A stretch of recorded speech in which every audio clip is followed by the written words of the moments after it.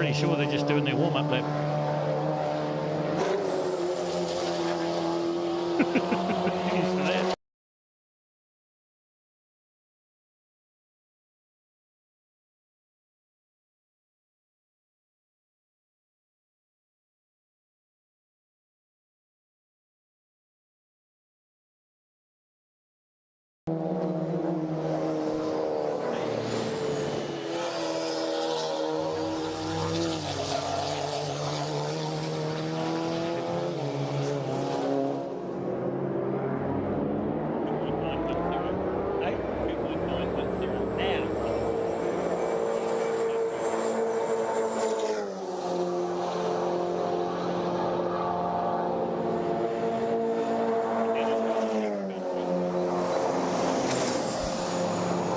Hey, Nige, be aware that these guys won't do the S's, they'll just go straight through.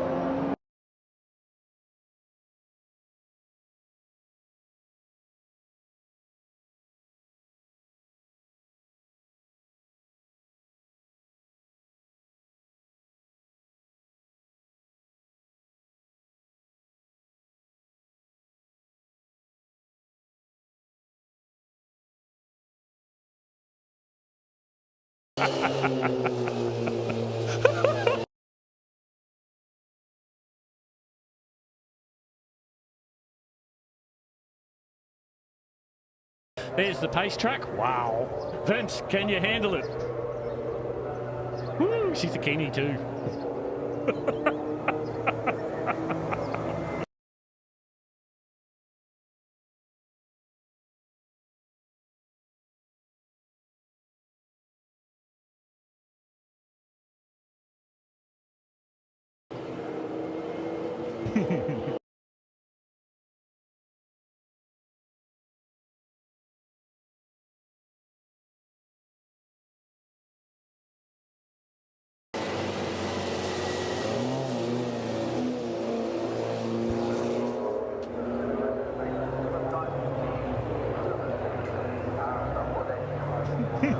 Waving.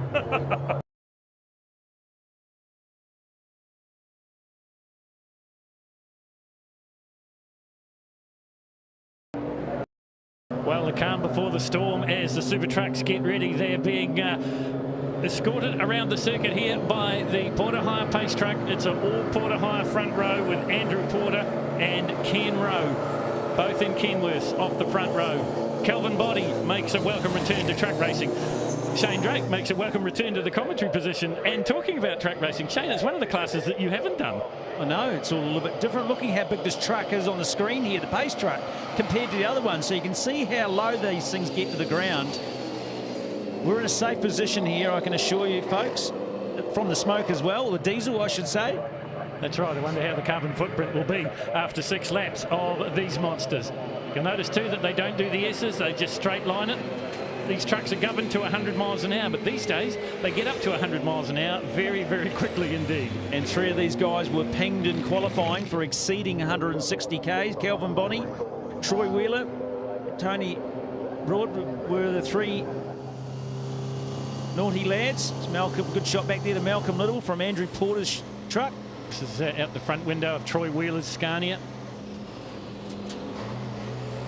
There's some serious history in these trucks, isn't there, Phil? Some of these guys have spent a lot of money to get these things back on the track, and it's great to see. Absolutely. Kelvin Bonney told me it's been 15 years since he even sat in the truck, pulled it out of the workshop, and here he is off the 3rd row. We're riding here with Troy Wheeler. Had all sorts of major problems in qualifying. That's why he's at the back in the Troy Wheeler Contractors Scania.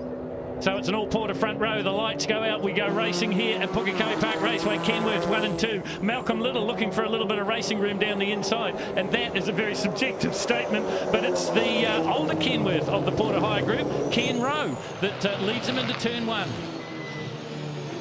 Porter through in 2nd. Then we go back to Colin Hooper in the Mac.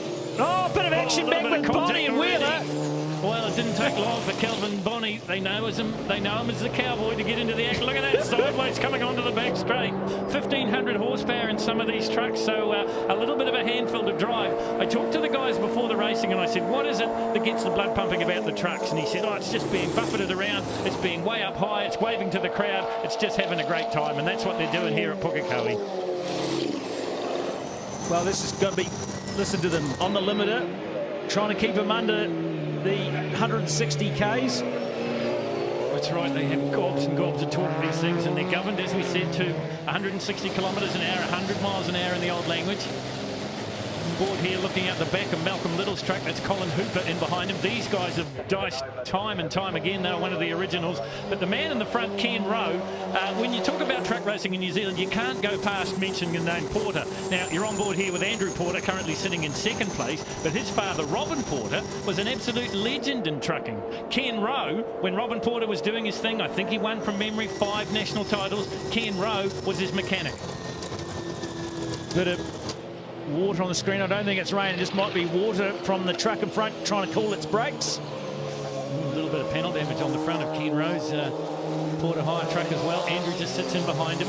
Back on board here with Troy Wheeler from the Scania.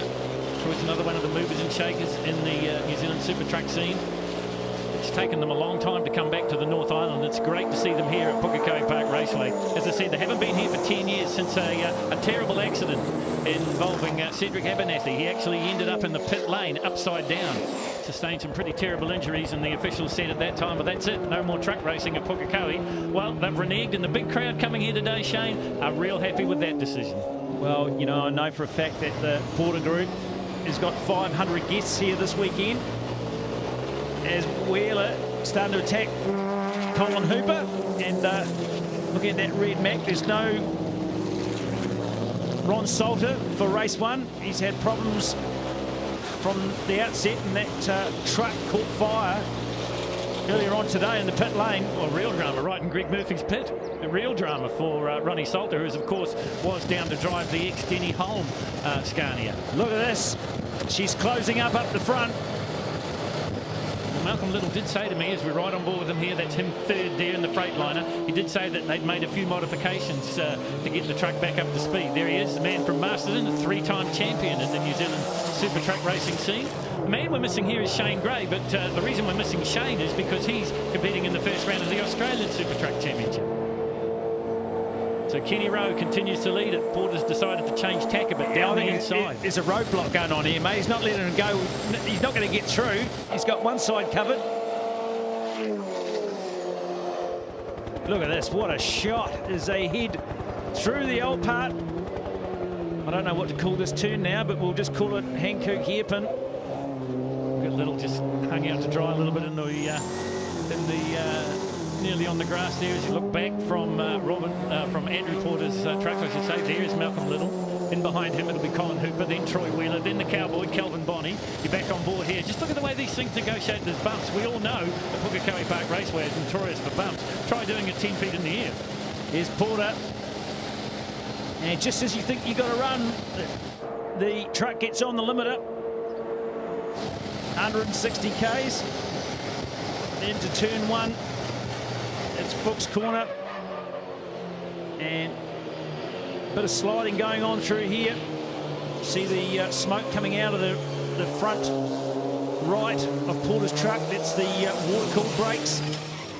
Oh, what a move! Going to run on Cooper here as we ride on board with him in the Scania. That's the battle for 4th and 5th place. And here we go. Looks like Porter's looking like he's up inside Rowe.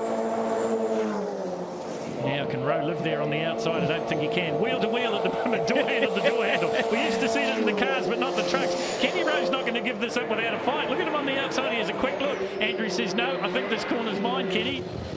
Yeah, has a bit of a look. Might be a bit of gamesmanship going on here, but this is fun. Look at that. Look at that front wheel of Porter's truck. Beautiful sound out of the Porter Hire number 3. Oh, and here comes Malcolm Little. He's going to get on the grass. Oh, Malcolm Little using all the track and then a little bit more. I tell you what, you wouldn't want to do that in a car. You certainly wouldn't want to do it in a multiple-ton truck. And Porter's checked out, and now it's Little. Comes down, he's going to get the run. And then the 100-mile-an-hour speed limit. So maybe Kenny Rowe's got some problems there in the Porter Hire number 12. Well, he's let 2 3-time champions past him. Malcolm Little out of Masterton in the Freightliner. Kenworth of Ken Rowe in behind him. Then it's the Scania of Troy Cooper. And then it's the Mac of Colin Hooper. Kelvin Bonney's international. And then Brent Jones in a fire-breathing little KM Bedford with the big Detroit diesel in it. But you're right, Shane. Andrew's checked out here. He says enough's enough. Yep. Good on board here. You got to love this, eh? It's something special. Just looking around, checked out at 160 Ks. Well, that's what he said. He said to me before the race started earlier on today. He said, well, I get a chance to read a magazine on the back straight. It's all good. It wouldn't surprise me that one of those guys would do that this weekend. Oh, Troy Wheeler. He's pulling off. Really looks like he's down towards Hankook hairpin. Well, they had massive problems with that truck in qualifying, and they've worked on it continuously since qualifying this morning. Porter across the line. Malcolm Little through in second place. Then it's Kenny Rowe. Next through should be Colin Hooper with the demise of Troy Wheeler. Kenny Rowe's actually stuck in with it. Yeah, there's Wheeler. He's just going to mosey on round through the gravel. I guess he's trying to park it well out of the way so he doesn't interfere with these guys' races. There's Colin Hooper in the back of the shot, so he's still running hard, and so too Calvin Bonney. Bonney was telling me he raced for a long time in the Super GTs in the day it was called with his Commodore, and that was a very, very fast Commodore, and he said the braking points for the truck and the Commodore are exactly the same. The speed's different, but the points when he goes to the brakes are exactly the same. He's carrying another 100, probably at least another 100 kilometres an hour in that Commodore at the same point. Exactly right. So Andrew Porter on his way to a win here. Malcolm Little is sideways as you like, but once you get a truck like that sideways, there's absolutely no room to pass, is there? You can't go inside, you can't go outside. And I reckon I saw Calvin Bonney doing that before too, in the background. Well, he's known for it, isn't he? Is the cowboy. He's raced them all. He's got a Formula 5000 checkered flag coming out here for Andrew Porter. So he kicks off his New Zealand Super Truck racing campaign, his championship campaign, with the maximum hauler points. Malcolm Little across the line in second place. And then it's the veteran, and I mean the veteran, Ken Rowe through in third. But this guy, it took him a few laps to get to the front, but as you said, Shane, once he got there, he just checked out.